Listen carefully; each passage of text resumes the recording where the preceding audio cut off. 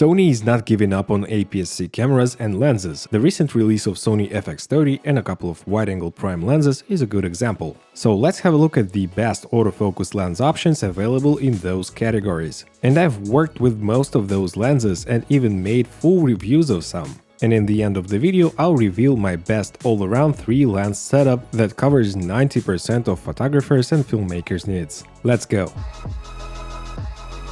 We'll go from wide-angle lenses to telephoto, so let's start off with the ultra-wide-angle zoom lenses. The first lens is Sony 10 to 18mm f4 OSS for $600. I've been using this lens with my Sony a6300 and Sony FS7 cameras for more than 5 years, and I literally shot hundreds of dance videos with this lens. Its full-frame focal length equivalent is 15 to 27mm, which is really wide. Also, a cool feature of this lens is a built-in image stabilization, so even with Sony a6300 I was able to get really nice shots and stable shots, even handheld. It also lacks strong distortion, it's really compact and lightweight, and the AF performance is spot on. So the only major downside is that it's relatively slow, being only f4 lens, so low light scenes and shooting at night is a challenge with this lens. And also there is almost no background separation or blur. I can definitely highly recommend this lens, and also at about 15mm it covers full frame sensor with almost no vignette.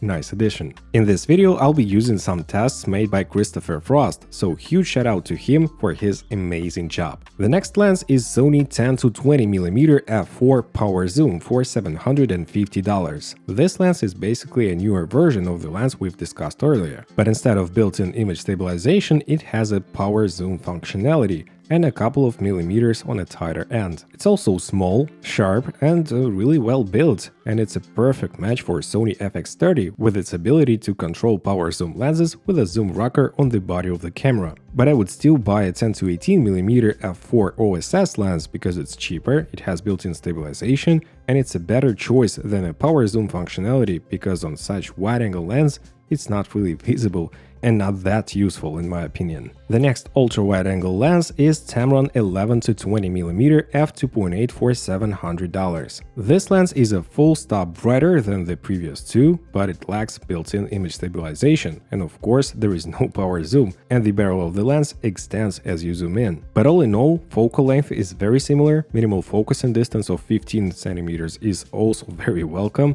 AF works really good, it's pretty lightweight at 335 grams, and it's really sharp, wide open. The vignette and distortion is far from being perfect, but it's more than usable for most of the shots. So if you need an ultra-wide autofocus zoom lens with f2.8 aperture, Tamron 11 to 20mm f2.8 lens actually seems like the only option to me. So now let's move on to prime lenses, which I actually prefer because of better low light performance and more background separation due to faster aperture, which is important on APS-C cameras. The first wide-angle prime lens is Sony 11mm f1.8 for $550. That's a pretty fresh lens from Sony, and it's an equivalent of about 16mm full-frame lens. And combined with fast f1.8 aperture, it's a great option for gimbal work in lower lighting conditions. And obviously it's sharp, especially in the middle, it's small, it's lightweight, but distortion of this lens is really making me worry. All in all, a decent lens to consider, but I'd rather pay more attention to the next lens on my list. The next one is Viltrox 13mm f1.4 for $460. This is hands down the best autofocus wide-angle lens on the market right now, bang for a buck. Viltrox did an amazing job with this lens, which has a full-frame equivalent of about 20mm focal length. It's solidly built, but a little on a heavier side of things, being 420 grams. The image is sharp, has great contrast, obviously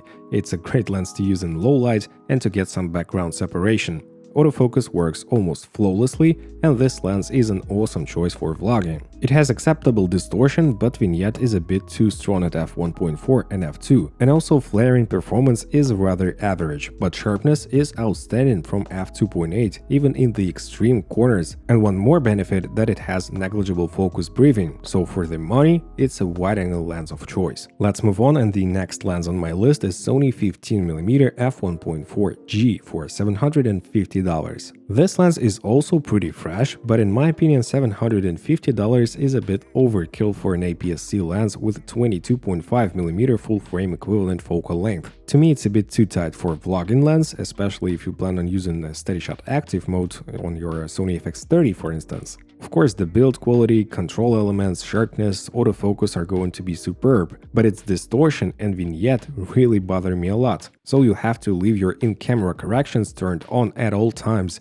and if you wanna shoot raw in stills or video, you'll have some tough times correcting it in post. Is there some cheaper option for a similar focal length? Of course. The next one is Sigma 16mm f1.4 for $450. Modern APS-C classic from Sigma. Almost every Sony APS-C shooter I know has or had this lens in their kit. It's a full-frame equivalent of a 24mm lens. It's sharp, and no matter that it's pretty old, the AF performance is still decent. It's a bit heavy for an APS-C lens at 400 grams. It does have some vignette and softer corners wide open, but for the money, it's still one of the best all-around prime lenses with AF for Sony crop sensor cameras. The only downside for me is that I much prefer 20mm full-frame equivalent, and it's always possible to crop a bit to get a similar like 24mm full-frame equivalent without really sacrificing the quality. So I would still suggest looking towards Viltrox 13mm f1.4 lens, especially considering the same pricing with this Sigma lens. So now guys, let's move on to standard zoom lenses. Sigma 18-35 f1.8 plus Sigma MC11 adapter for $800 and $250 respectively. This is a legendary lens and I've been using it for more than 4 years with my Sony FS7 camera. And I shot dozens of commercials, and it's been my go-to lens for 80% of the shots. It's not particularly wide nor telephoto, but the reach is good enough for my liking, since I enjoy the focal length around 35mm full-frame equivalent. It's also fast at f1.8 constant aperture, which is handy for low-light situations and some background separation. The minimum focus distance is also great, and it's almost parfocal and lacks focus breathing. The main downside is obviously the size and weight, and the fact that you have to adopt this lens via MC11 adapter from Sigma or some other adapters because there is no native E-mount version of this lens. And this adds to the price and weight even more. And also the autofocus through the adapter is not perfect, and I use this lens primarily in manual focus mode. All in all, if you're not afraid of the size and weight of this lens and you want a versatile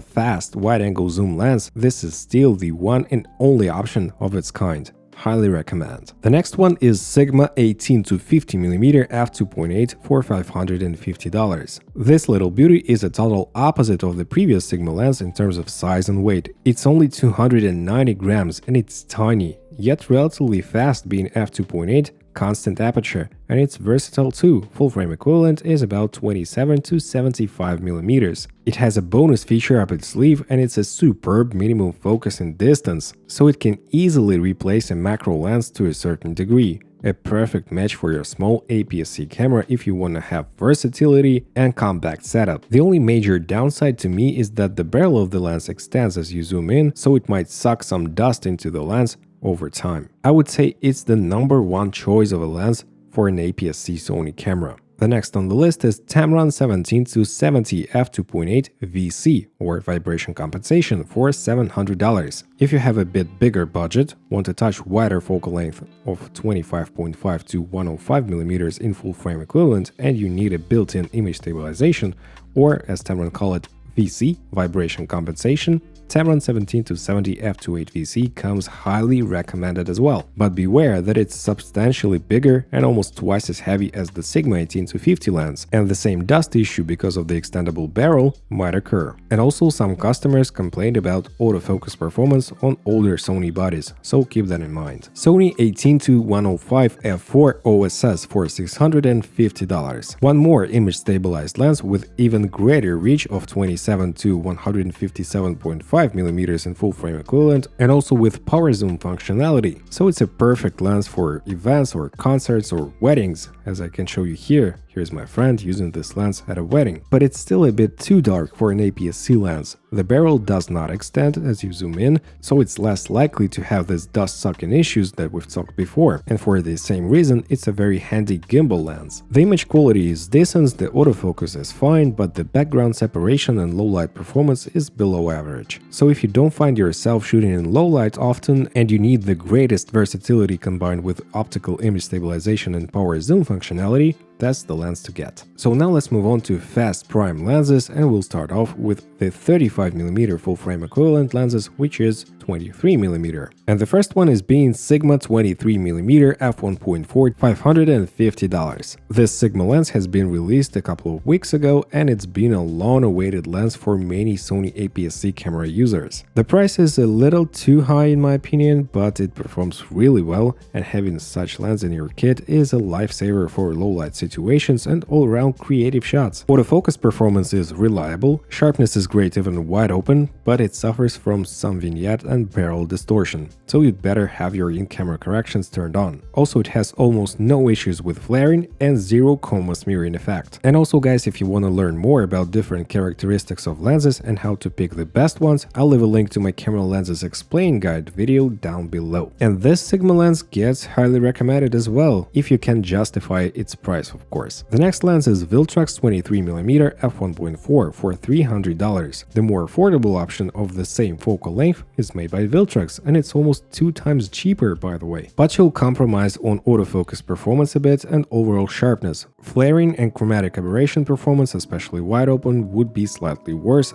than on the Sigma lens, but Viltrox is totally usable and it's a great value for money. So now let's get to about 50mm full-frame equivalent lenses, and the first one is Sigma 30mm f1.4 for $340, and the second one is Viltrox 33mm f1.4 for $280. These ones are relatively cheap, very lightweight and compact lenses. I cannot say that they are super sharp or that the AF performance is spot on, but it's a very handy lens to have for low light, portraits or some noticeable background separation. Optically, the Sigma is a touch better, but Viltrox is still showing decent performance, and if you want a 50mm lens equivalent with autofocus for your APS-C camera, these two are the first options to consider. Now let's get to 56mm, which is an equivalent of 85mm full-frame lens. Sigma 56mm f1.4 $480, and Viltrox 56mm f1.4 for $280. Sigma and Viltrox continue to compete with each other in this focal length as well, but this time the price difference is really significant, but also the Viltrox lens is far from being perfect optically. Its autofocus performance is average and the chromatic aberrations are a real issue. You need to stop down this lens at least 1.5 or 2 stops to eliminate those. Sigma is also not the best performer, but it's decent, and I love that both lenses are super compact and lightweight. I would say go for a Sigma if you have the budget, or I would rather consider a different lens for $100 more than Sigma, this one. Let's talk telephoto lenses. Viltrox 75mm f1.2 for $550. Viltrox has put out this lens a couple of months ago for 4G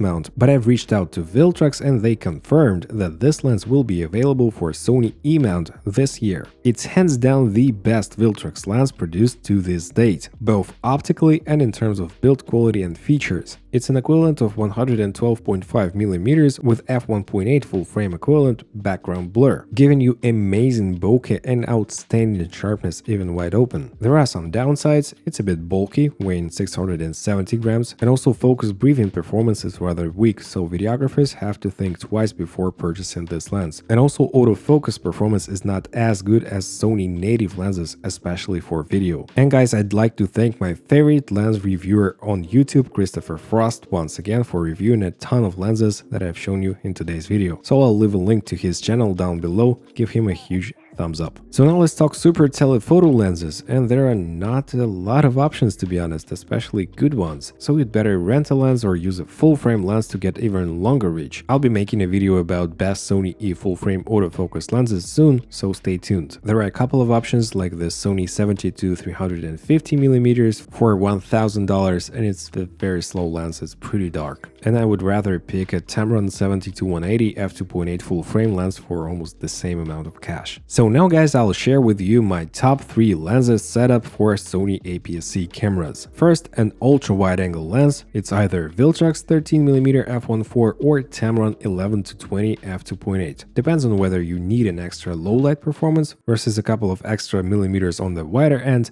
and some zoom reach. The next one, and the first lens to consider to be honest, is the Sigma 18-50mm f2.8. It's a nice all-around lens, and its size, weight, and macro capabilities are simply spectacular. And then I would recommend choosing between those two fast lenses, either a Sigma 23mm f1.4 or Viltrox 75mm f1.2 when it's available. It depends on whether you need a standard, wide, ultra-fast lens or a telephoto lens with outstanding bokeh and good reach to cover more focal length. Well, here it is guys, I hope this guide will help you better understand the market and pick great lenses for your Sony APS-C camera. If you did enjoy this video, smash the like and subscribe buttons as I say in my videos and hit the notifications bell. And also stay tuned for my autofocus full-frame Sony lenses guide video. Thanks for watching, I really appreciate it, and I might see you guys in the next video. Take care, bye.